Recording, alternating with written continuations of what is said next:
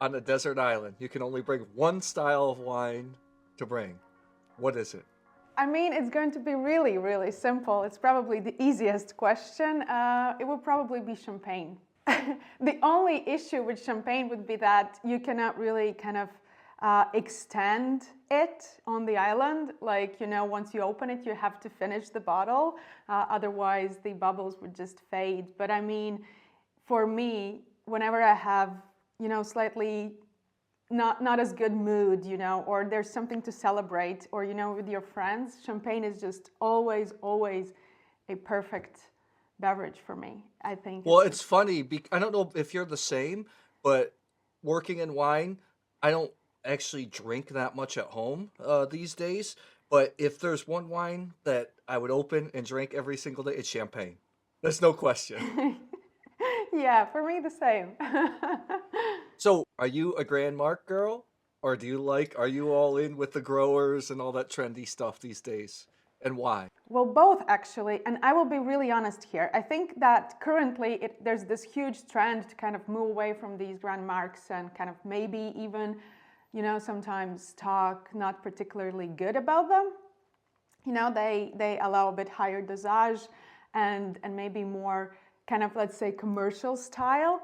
And it seems like to be like really huge champagne fan, you kind of have to go into that single vineyard, that kind of single plot style, zero dosage.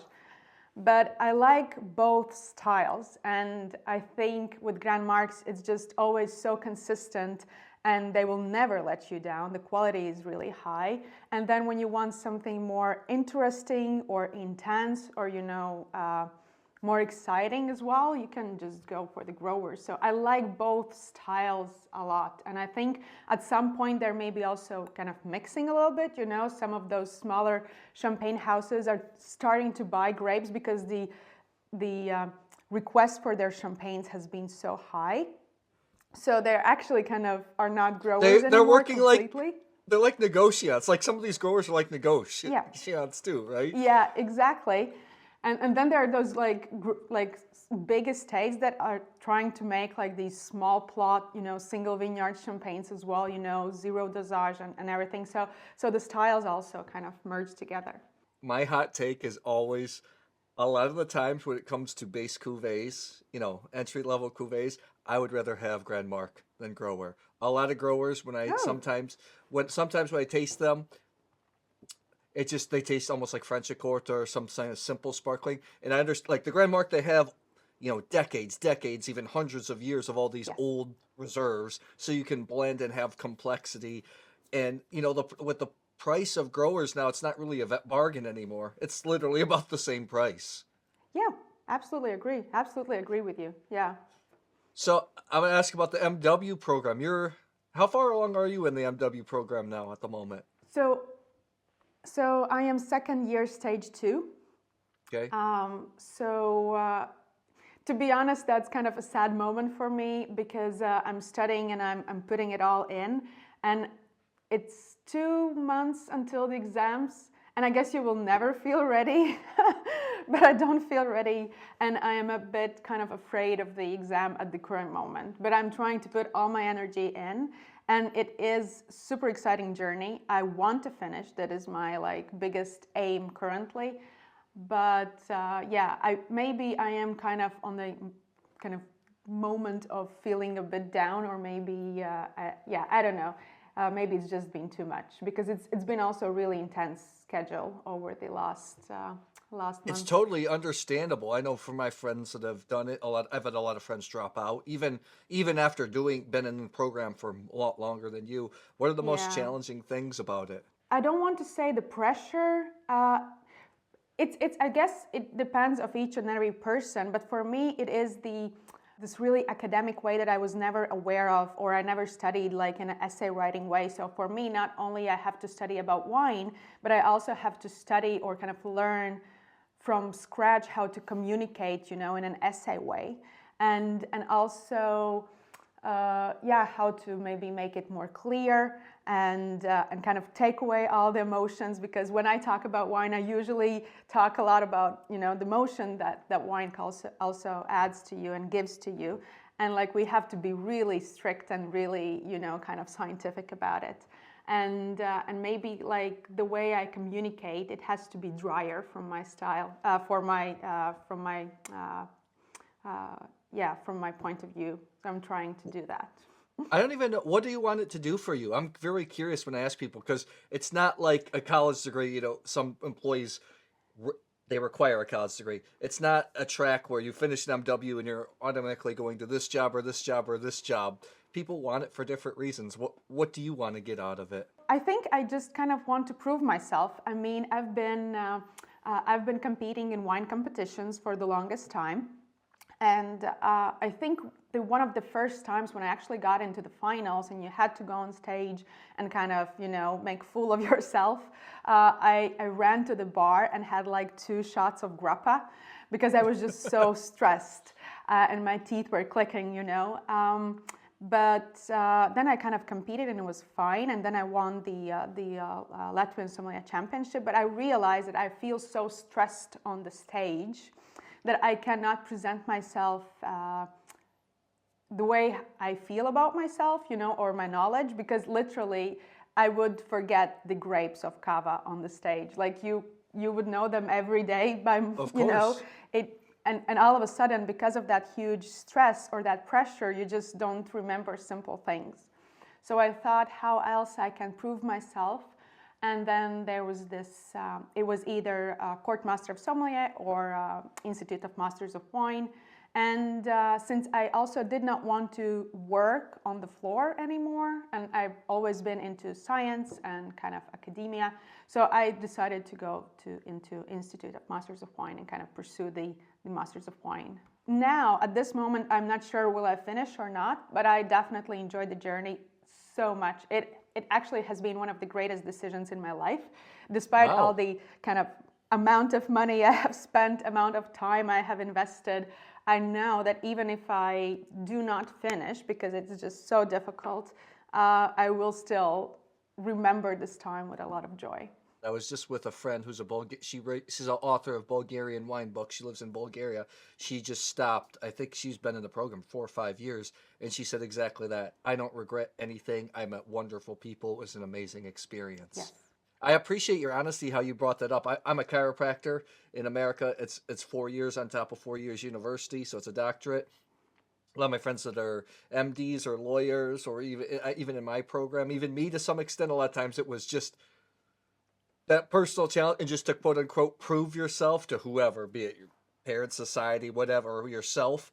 I think a lot of people are afraid to admit that, but I'm really glad that you admitted that. That drives a lot of people that reach for those higher degrees. I guess so, yeah. I mean, you kind of want to show that you can do that, and because there's so much mystery around this, it's supposed to be this really difficult kind of exam, and such a small percentage only passes, and you kind of, I wonder what that is. Let's get started by sipping on something, because we didn't plan to both plan to wear flannel. It just happened to be that, but we did plan for Gruner Veltliner. So what do you have? Yes, What do you have? So I actually have, and I will show it to the camera. Yeah. So I actually have the. So this is Weinhofmeisterei, and this is actually Matthias Hirzberger project. So one of the top producers in Wachau is Franz Hirzberger, and this is his youngest son. And the very first time when I went to visit Franz Hirzberger, it was him who hosted us, and we enjoyed it so much. And then he kind of whispered that he might have a new project, but he didn't want to talk about it much.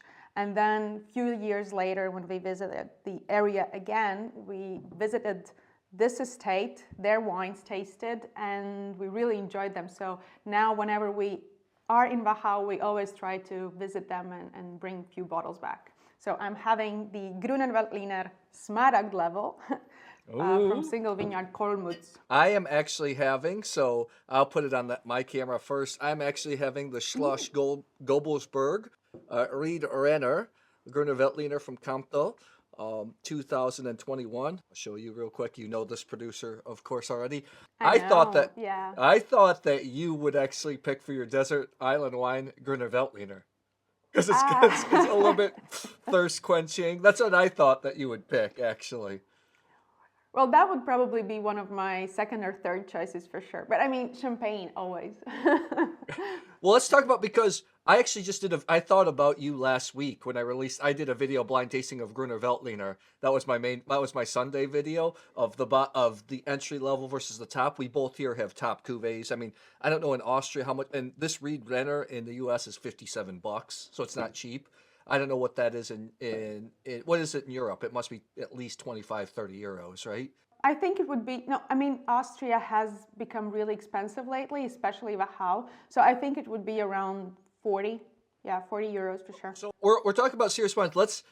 You you're the best person to talk about this because I know you're passionate about Gruner Veltliner. I used to think of it always as a great alternative to Sauvignon Blanc. That's the simple bottlings. But when you get to the Smaragd level, the more ripeness, the richness, how would you describe it? A lot of people don't have experience with these wines because they're used to drinking the crispy Gruner Veltliners. Can you describe it to me? I read an article about Jancis Robinson comparing it to Chardonnay, and I've always compared Austrian Riesling and Gruner Veltliner to be similar. I don't really compare to White Burgundy Chardonnay, but I, what do you have to say? How do you describe these rich styles of GV? I actually think the first grape really that came to my mind, like style-wise, not in terms of the flavors and characters, but the style-wise was definitely Chardonnay because the quality is just so high. It is not particularly acidity-driven grape variety, similarly as Chardonnay, but when it wants to be or have that freshness, it can, and certainly winemaker can help with that. And I think it also kind of shows that terroir really well, similarly as Chardonnay can. But then if we are talking about like characteristics, I think that in some ways, and maybe people will hate me now for saying this, but in some ways it also can be similar to Pinot Gris, but like the top quality ones, you know, like the dry ones from Alsace or Alto Adige, you know, like that really high quality style, not that kind of simple, easy drinking character, because it has that kind of yellow fruit driven character, and it has a bit of kind of that phenolic grip, that kind of texture on the palate, similarly as Pinot Gris. Yeah, so I think in these ways, it could be similar to both Chardonnay and Pinot Gris. I still think to this day I will die on the hill. The high end stuff, Austrian Riesling and GV, I have a hard Austrian style because Austrian style is a bit fatter, a bit richer, a little less acidity. I remember talking with general consumers once, and they're like, no, it's not even close. And I was talking to some of my Austrian wine writer friends, and they said, if you don't confuse Austrian Riesling and GV in blind tastings, you're not a wine pro. Because I feel like I don't know how is your bottle showing, but right now mine's showing very much like an Austrian Riesling. What's your bottle showing like? Well, my bottle doesn't, like my wine in my glass does not have the aroma intensity of the Riesling, I would say, and it does not have that kind of distinct citric element that Riesling so usually will highlight. And I think it is more that kind of yellow fruit driven, those like yellow plums, you know, peaches, apricots. And I think it is more oily in a way than maybe I would expect for Riesling to be, because there's certain nerviness in Riesling usually, you know, and Gruner does not mind to go through mallow, while Riesling will rarely ever go. So the acidity is usually more crisp and kind of brighter, kind of, I don't know, kind of more energetic in style. But I will never say for sure, like 100%, like I would never miss these wines, you know, in a blind tasting. No, that's absolutely not true. Actually, blind tasting is super difficult, and it's super easy, of course, to mix these wines. We could come back to the wine as it evolves in the glass. I'm sure we'll see your facial expressions if you like. What are you drinking at? Is that a Riedel? Yeah, that's the Riedel. That's my regular tasting glass. Riedel Old World Syrah, I think. Yeah, it looks like the Syrah or the 002. I'm Zalto, so right now, since we're Austrian, I said, we'll go Zalto. That's such a beautiful glass. Hot take, not my favorite universal glass. I find it quite angular. I think whites and champagne are great in it, but I think it's quite angular. It makes reds quite angular. I don't know what you love this glass? Is this like one that you use commonly? No, not Zalto. So I have few Zalto glasses at home. They're super expensive and they're really fragile. So whenever there's some really like, you know, celebration day, I would just pack them out, carefully put them on the table, use them, and then I will pack them back in the boxes. Like these sturdy Riedels, they are usually, in the shelf and used regularly. I was going to talk about blind tasting. Let's go on a tangent on wine glasses. As a wine geek, you're in your hobby. How many different glasses you have? Us wine nerds get crazy. It's funny. I have so many glasses, but then I just tend to use like the same ones over and over. But I just have ridiculous. How many different types of glasses do you have? It's absolutely true here, the same. I have so many glasses, and then I tend to use constantly or kind of reach constantly for the same wine glass. And I guess it depends also of the, I don't know, century or like my mood. Because for a while I was using the old world Pinot Noir for everything, like the Riedel, that kind of really beautiful glass. And now I feel it's just too big for me. And for me now, the only glass is this. Sometimes I also use, I forgot the name of the brand. That's terrible. It will happen a lot. I usually am very bad with in names. wine, there's just too many names, and you always forget, or I do at least. I have to say that I love the diversity of glasses, and every time I get a new one, I find I like. I'm like, oh, I need to start using this one often. But often I just go back to Gabriel glass, or I have these small Schwarzweisel like universal glasses, but they're tiny. So when we're doing tastings, there's little Yeah. pores, so there's a proportional area like glass to. And and then I just stick with that. If I drink a glass after, I was like, oh, I'll just choose this. But it's what wine is a geeky thing. If you're into wine, you're a geek. And we get into a lot of different producers, grape varieties, and glasses, right? Blind tasting. True. You just talked about that. You've been doing a little bit more on your channel, which is nice. I've been excited to see that you're doing more blind tasting. You've been a sommelier before. You've worked on the floor. Why is blind tasting so tough?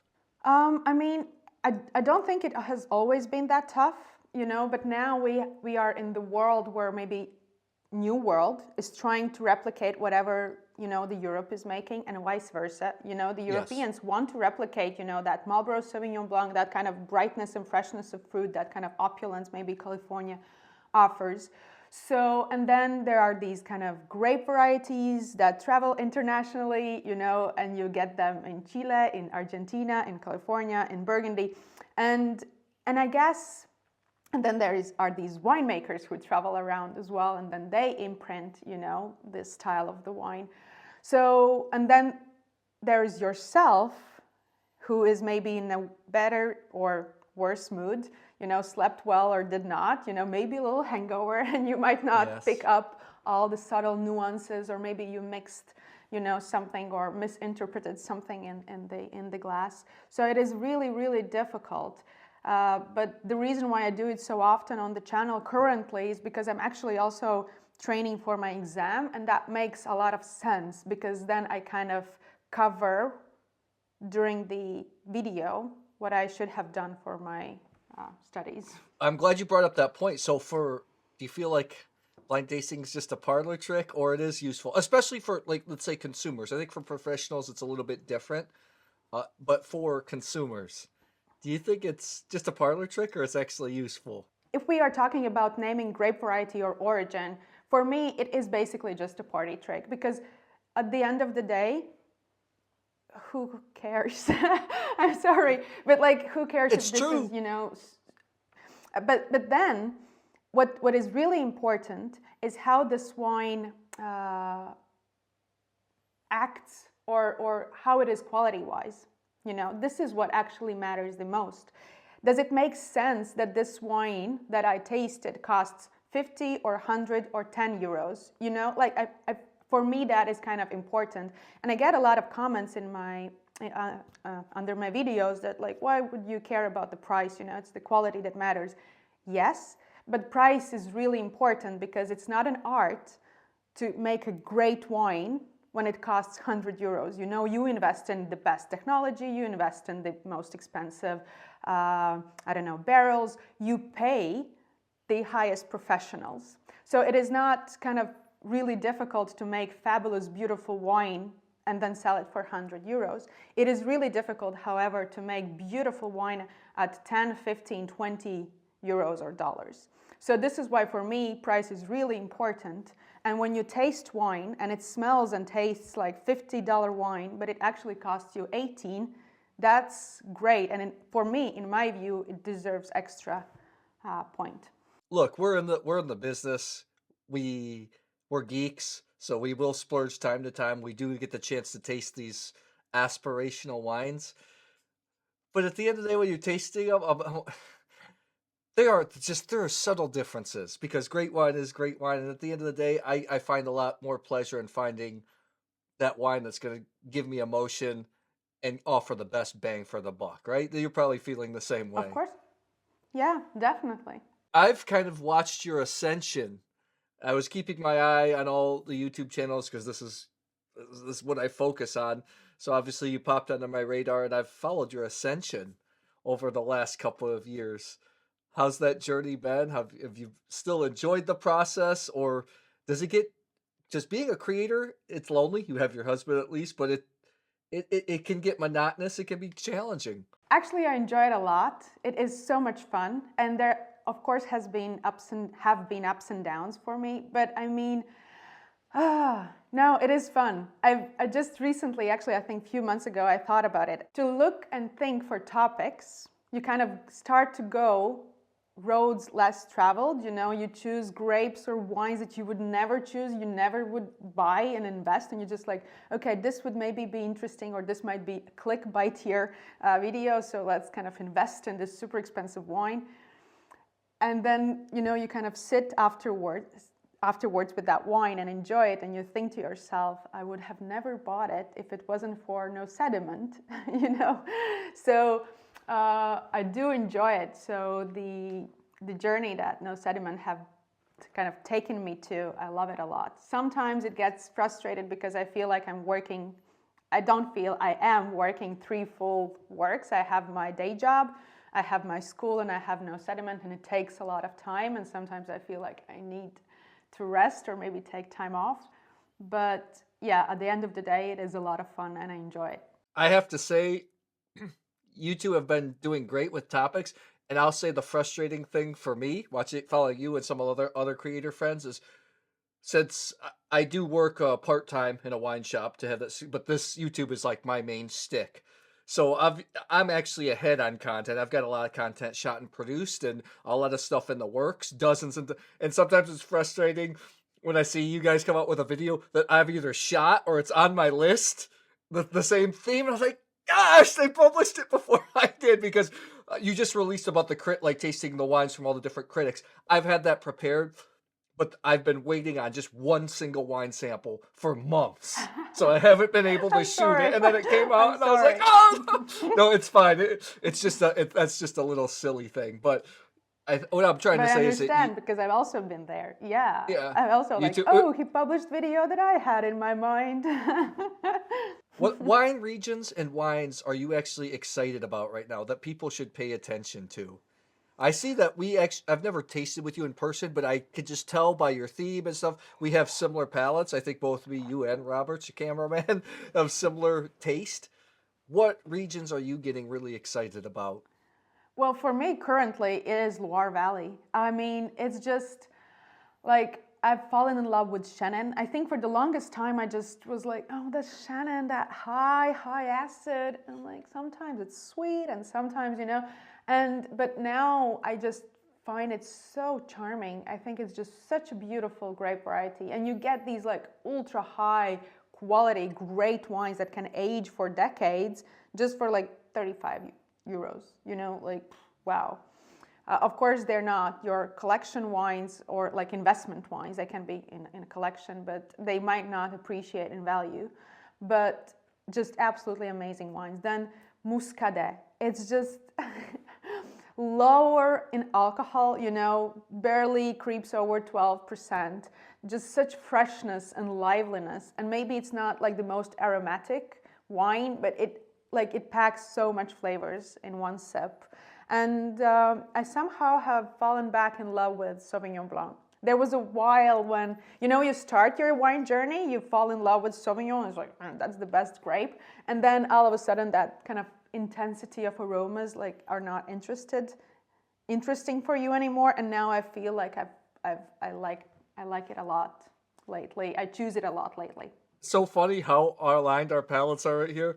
First of all, I love how the French say Chenin. Chenin. I love saying Chanel. Chenin. Actually, and I think it's one of the world's great grape varieties. I agree.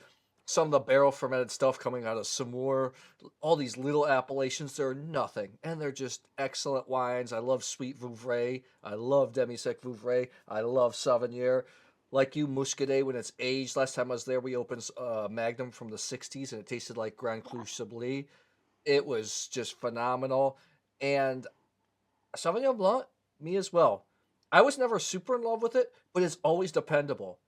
If you go to a region, you know what you're going to get. I like the weightier examples, just like the weightier GVs, barrel fermented, maybe a little bit less aromatic. It's just, you can get excellent examples. I know the shop I work at, retail wise, still the top 10 SKUs, the top 10 wines we sell, 3 of them are New Zealand Sauvignon Blanc. So the category is definitely alive and well. I've also been into kind of more modern or like higher elevation Spain, like the garnachas. That's something that I really enjoyed lately. I think it's just, there was this period where everyone was just like tempranillo, tempranillo. It was like kind of mantra. And I always liked garnacha, and I thought, like, why are we not talking about garnacha? It can be just so juicy, so lively, and kind of such a fun wine. And now I feel that people are kind of fed up with Tempranillo. Not that it's bad grape variety, but they want to seek for something. They're looking for something else, something new. And I think this is where kind of high elevation garnacha comes in. And it's good because those wines are old, and you can start to harvest these grapes, and maybe these vineyards will get to live another 10 or 20 years, which is exciting. So yes, I think this is also really interesting, and maybe lately these are the wines that I'm choosing a bit more for my own enjoyment and consumption. Our palates are aligned once again. Garnacha is my second favorite red grape variety, and I am so excited about what's happening in Grados. Of course, we have Commando Hay. Those wines are super expensive, but there's so much value to be had there. And Garnacha, I remember when I started in the industry, I was talking with a Belgian writer, and he's like, it can be like Burgundy.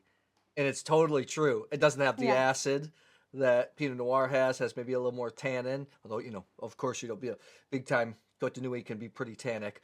But I am in love. I was just in El Enemigo, great producer in Argentina, and yeah. Alejandro has a project in Grados. So Oh, he was really? tasting, yeah, and I Wow. was like, God, I love what's happening in that part of Spain. Have you taken a trip there yet? I've To been Grados? to no. I've been to classic Spanish winemaking regions. I haven't been there. I want to go. I actually want to go to Aragon as well. Aragon is fantastic. It looks like, for me, if I don't know if you've been to America, the American West, it's so big and empty. It's just a high desert. But there's a lot. I find that the Garnacha in Grados is a little prettier. That's just my. I like that floral, quote unquote. I know we're supposed to be more politically correct. I still like to use the descriptor feminine. I know I might get killed, but I do like pretty, especially pretty reds. I think that's why we like Pinot Yeah. Noir so much. But I'm right on board with you. Okay, high elevation Garnacha from Spain. What else? What are the other things? Oh, let me think. What else do I choose? So that's Loire. Well,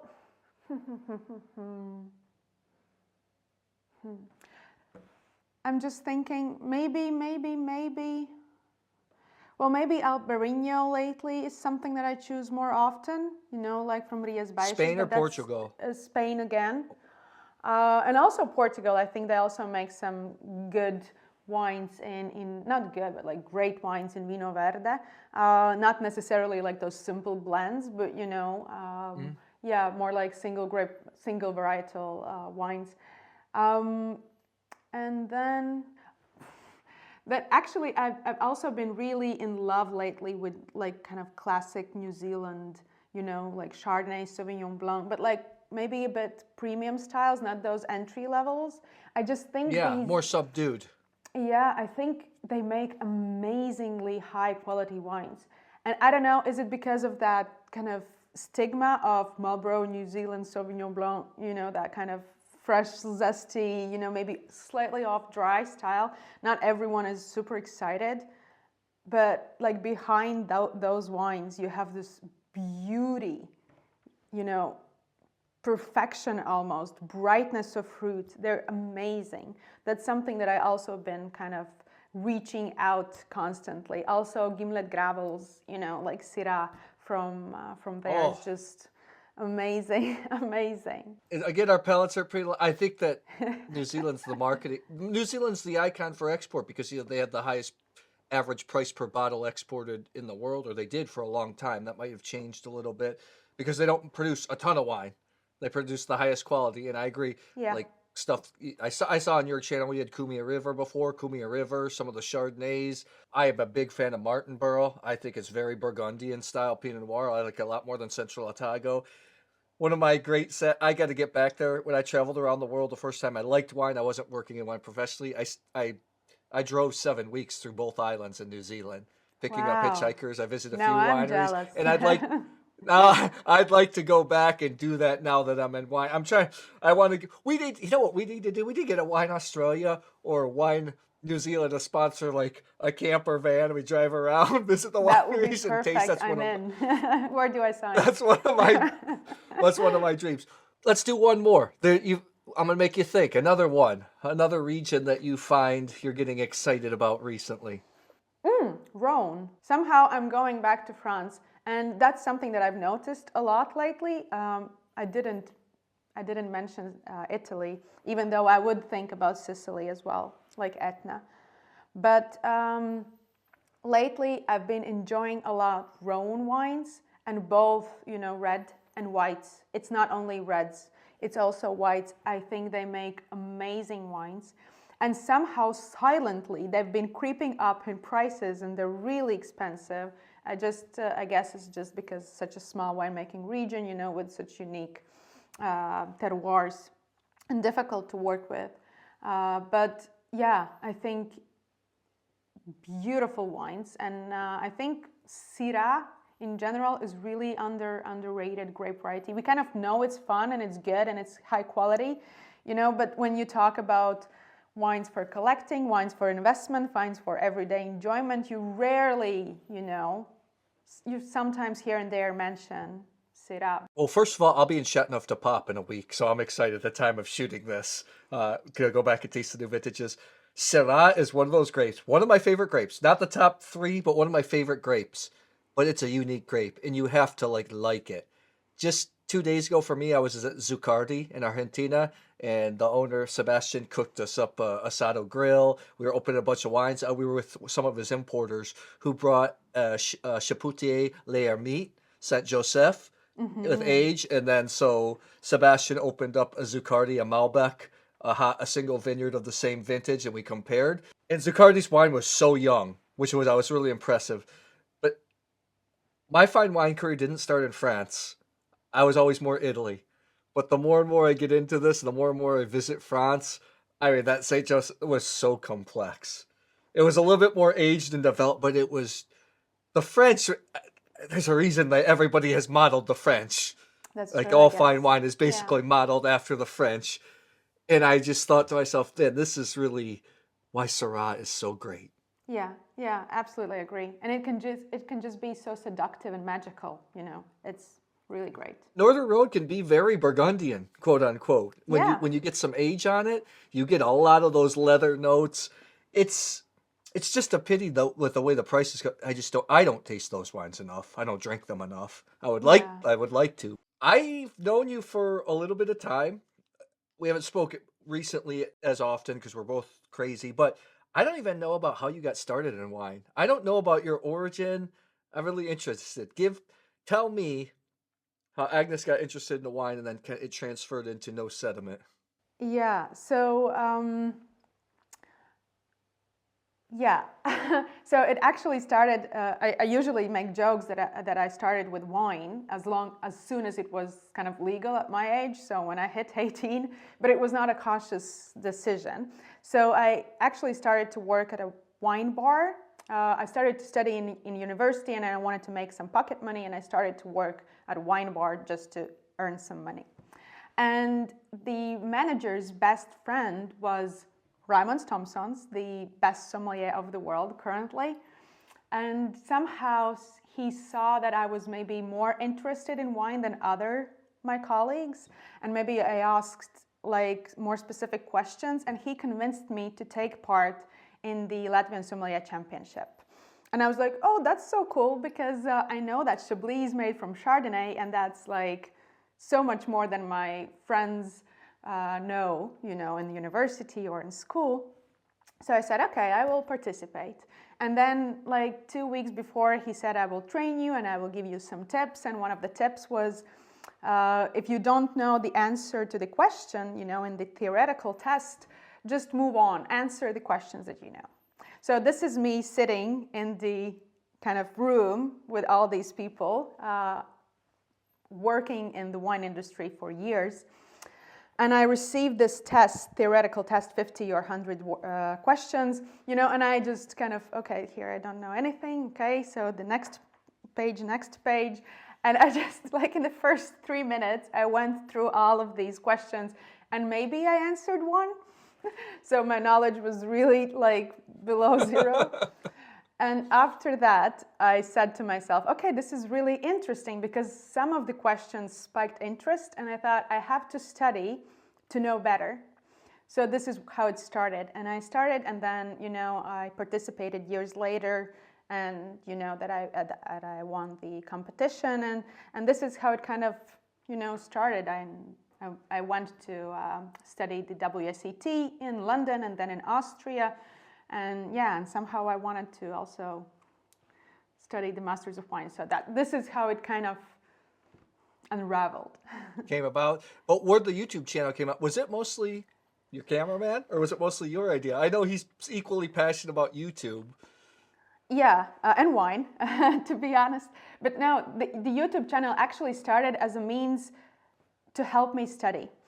I am the laziest person you will find, I guarantee to you. If I would not have the YouTube channel and the obligation towards viewers, I would probably sit back in couch and just play PlayStation. I'm being completely honest with you. I would not study.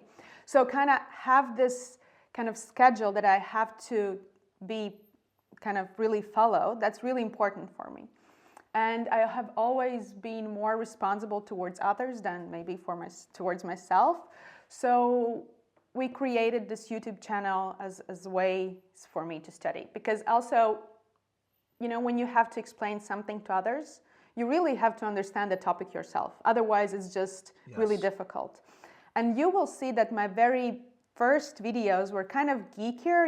I talked about the climate change, different types of closures of wine, heavy bottles and stuff like that. And only later now, these videos have become kind of more mainstream and more fun, as you see that the kind of channel has taken different road.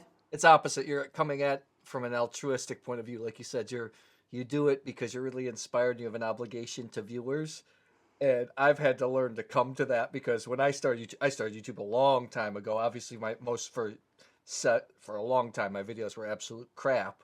But for me, it was more, since I'm a image-based person, it was like more for myself, because I wanted the prestige. I wanted to create. I wanted to be quote unquote a YouTuber. And only recently, especially in the last year, has my mindset switched quite a bit in learning, because it's not YouTube as in us tube, it's them tube. You have to create content from the audience, and I do see that through the evolution of your channel. So it's something that you've gotten to quicker than I have. I'm a little bit late to the party, and I'm still working on it, but I'm working on also doing some more videos that are more quote unquote mainstream.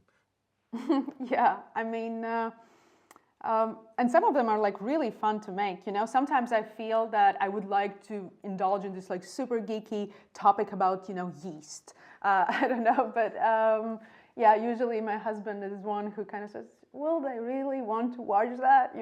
Like the fact that you're interested in Saccharomyces cerevisiae does not mean that others will. It's good that you have two minds, though, to brainstorm this. It's not just that he's doing a great job with the direction, the lighting, the technology, but also about the thinking part. That's something I miss because it's just myself, and I have to brainstorm with myself. So it's really good that you have two people. Who's the one that pushes, like when you have to get a video done? Who pushes the other one more? Well, we actually push each other. In this way, it's kind of so I have really tight schedule and I have to travel a lot for my studies, or so we kind of know that there's only like really small window that we have to record videos, and unlike you, we don't have a lot of library that we can choose from, so a really kind of weekly basis. So we are kind of both like on track, and we know that we have to do, and then we kind of try and squeeze in, during nights or early mornings, kind of write something and then create something, buy wines and film. Give us a glimpse of your life as a wine professional. I find that it's very, I don't talk about it with any of my quote unquote normal friends. It's just such a difficult and weird world. It's not definitely a normal job. People think you're just sitting around and sipping on a glass of wine, which that is not the case. What if you had to tell a stranger or your friends? I'm also giving you the platform to maybe share with your friends that don't understand what you do. Describe what it's like to be a wine professional. Oh my God, I don't even know what I do because it is so much. From one point of view, you kind of do travel. You go to the wineries, you visit wineries, you talk with winemakers, you taste wines. That's true. That's not lied. But then I work so much by the computer, do calculations, forecasting and kind of thinking about what kind of wines our company need, and kind of all of that kind of mathematics and kind of business stuff as well, and like trends. So it is a lot. And then, of course, the study part, I just spend so much time by the books, reading blogs, listening to interviews, kind of studying different points of view on wine, on specific topics. So it is both fun and, of course, really kind of technical, and so it kind of actually combines both of the worlds. So I don't want to say that this is boring, but it can be a lot of fun, and it can be really exciting and interesting. You get to visit these restaurants and and meet these people, but you also have to be kind of really strict with yourself as well. I just got back from Argentina. I actually didn't open this bottle. I just corvined a glass Me of it too. because, yeah. Wait, I'm surprised it's nighttime. Shouldn't you guys be cracking open the bottle? I mean, yes, maybe, but it's Sunday, and tomorrow is a working day. And as you said, I do taste wine a lot, and I don't necessarily always, drink it and swallow it. And you kind of also want to think about your well-being and your health, so you kind of follow that as well. It's the hardest thing for me. I'm on the road. I just got back from Argentina yesterday. And also this last year, they lost close to 17, almost 40 pounds, because I just realized, man, to have longevity, you got to take care of yourself in this business. Yes. Yeah, especially in this business. Oh, especially because you see a lot of, you see a lot of gluttony, and how could you not? Great food, great wine, it's all over the place. It's hard. It's really easy to lose control of yourself. Yeah. I'm impressed with you. You're still you're still rail thin. You're still in good shape. So well, I guess it's genetics one, but also I do sports kind of, and I follow, and I try to stay as fit as possible. It's really, and we're kind of the exception, especially when you go. I'm at a lot of international tastings. I see that you're judging decanter soon. Congratulations! I'm doing a lot of international competitions. And yeah, I'm actually jealous. I'm envious because that's the last one. I do Concours Mondial, I do Mundus Vini, and decanter's the last. So you should apply next time, or. I have contacts there, but for me it's just like the other competitions, they'll come to me and ask me at some point in life. I'm not going to push myself onto them. That's the way that I see it. It happened with the other competitions too. But we're the exception to the rule. When you look around the room, for the most time, most people are not taking care of themselves, and it's unfortunate because we love alcohol. It's great, keeps people together. But at the end of the day, it is a toxin, so you got to be Yeah. careful. Yes, that's true. That's true. What what about being a woman in the wine industry? I love to hear this point of view from different parts. I think it's a little bit different sometimes. America versus Europe could be, especially Italy, can be different in South America. What kind of advantages and challenges do you feel and see? Because you're out there, you're touching it, you're breathing it every single day. I have to be honest, I have been really fortunate. I haven't had Okay. situations where I would have to complain about something. But I know so many stories and stories that have come directly from the women in the industry that are sad, that are frustrating, that angers me. So I think there are some issues. I want to think that it is not a global like kind of man versus woman issue. I think it is certain individuals that just have to get better in future and kind of not step up, but kind of just be better, understand that the world has changed and this is not okay, and that's it. And I think it will change, and there's definitely, some push towards it.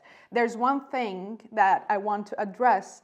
There is yet to be a woman champion in the European or World Sommelier Championship, so the ASI, so ASI. Aye, yep. Yeah, and I want to see women.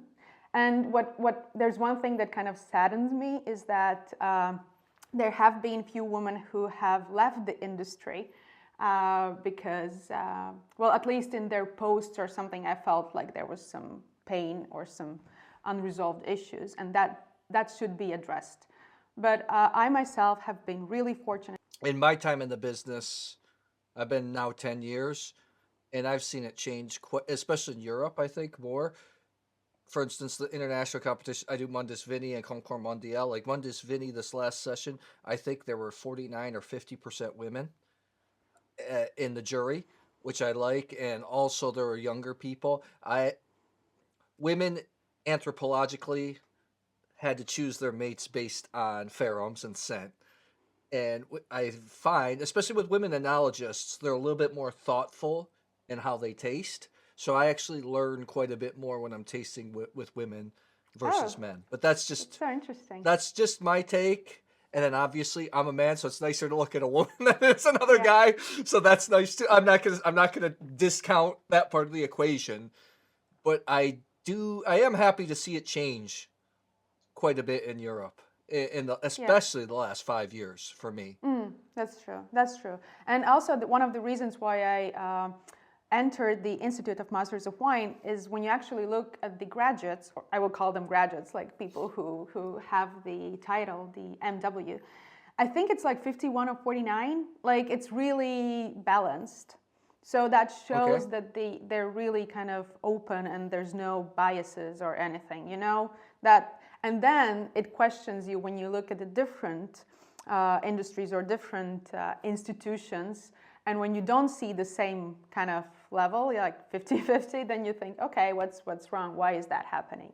We both work in fine wine segments, so we're on the ground dealing with people that are paying quite a bit more for wines. What are you seeing over there? You're in a different part of the world, the Baltics. I know it's a smaller market, but you're still in Europe.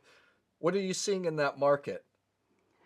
Well, actually, currently, my country is bordering Russia, so we feel a lot of uncertainty in people. They are maybe holding back when it comes to spending, splurging on wine. Of course, there are certain individuals who just, love great wine and they're willing to spend that money and they might not care as much. But overall, you kind of feel that people are more cautious.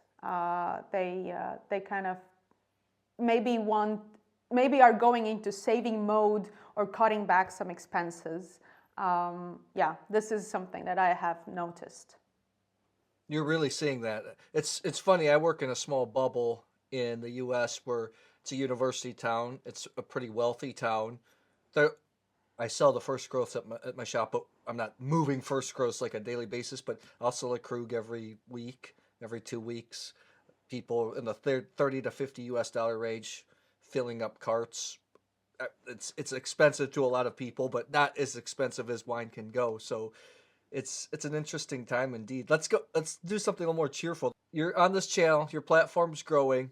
Are there any holy grail bottles, wines that you still want to try that you haven't tried yet? Oh, there are many. I buy all my wines for the No Sediment channel. I think maybe there have been only like 1 or 2 bottles that I haven't bought myself. You know, I would love someday in my life to taste some of the bottlings of Domaine della Romani Conti. I've never tasted anything, so it's nothing that I can, kind of talk or express my opinion about. I have no opinion on it. And then I would love to taste Champagne Salon on camera, because so there was a moment or time in my life when I could afford it, but then all of a sudden after 2008 vintage, it just skyrocketed in price. It's just unavailable now for like normal person. Like, and I love that wine, and I would love to taste it. And of course, some of the iconic Bordeaux's and Burgundies, that will be super excited just to kind of taste them as an experience and see what it's like. I had the podcast interview with Michael Schuster, and he's like, yeah, you don't feel that bad if you cannot afford Rolls-Royce, but you feel bad that you cannot afford occasional Domaine della Romani Conti. And I was like, awkward laugh. I was like, ha, ha, ha, I've never afforded that. That would be interesting to taste these wines and experience and see, what it's all about. Where's the magic? Touch on that. I have had the fortune to taste a lot of those wines, not on camera. I hope to do soon. Actually, I'm not that impressed. Salon for me is okay. There's other champagnes I would rather have. But let's talk about the difficulty of being a young person in the biz, because we came up and some of these benchmark wines are just unobtainable now. You have to really know somebody. You got to be in the right circle. Even if you're some of the writers, this is a small circle that get to taste these wines as part of their job, or you got to be extremely wealthy.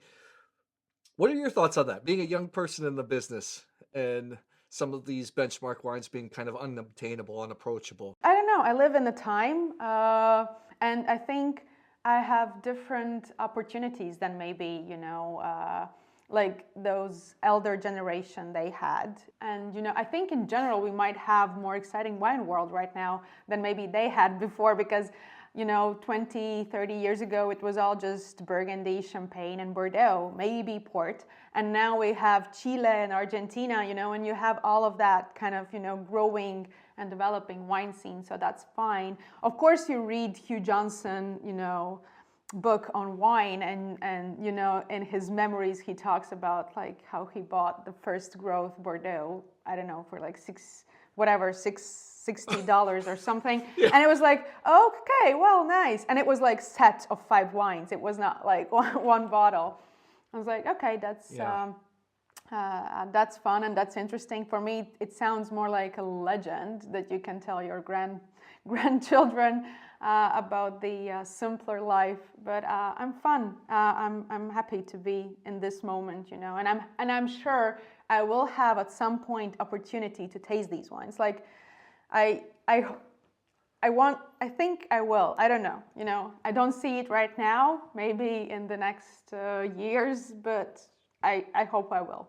I have the same attitude. If there's wines I want, like for instance, I haven't tasted Cristal before. I've tasted all the prestige champagnes. I haven't had Cristal. But I say, at some point in life we're gonna taste it. Of course, I'm gonna taste it. I like your point of view though. The wine world's more exciting than people that came before us. We have different advantages. Look at the platform that's YouTube didn't even exist until the mid 2000s, and that's what this is the last thing I want to touch on. What's the future for No Sediment?